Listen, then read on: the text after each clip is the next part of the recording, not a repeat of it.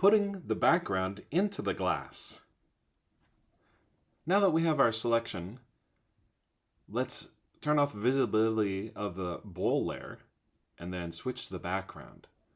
Notice that the selection is still there. So we're going to just create a new layer with pixels from the background that is limited to just this selection here. So on the Mac, I'm holding down Command and then pressing J. On Windows, you would press Control and J. And this creates a new layer for us. We're going to name it Refraction.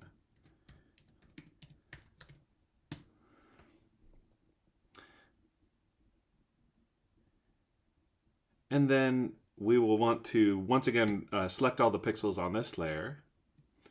And we'll also convert it to a smart object. Go up to the Filter menu and Convert for Smart Filters. And it'll give you a warning, unless you check this box to not show that warning again. That's fine. And then we're going to just apply a simple filter to this to create the effect where it's kind of bulging out because of the distortion created by the bowl. So it's in the Filter, Distort category, and then we're looking for Spherize. The defaults are fine, so 100% mode normal. Just the important thing is you need to have that selection made before you apply the Spherize filter. I'll show you why in a second. So I'll just press OK, and you'll notice that we have a mask that's applying to the Spherize effect applied to this smart object.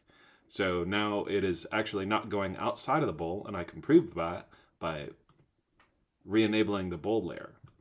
So we've got something that looks like it needs to be, but there's still more work to be done, so let's move on to the next step.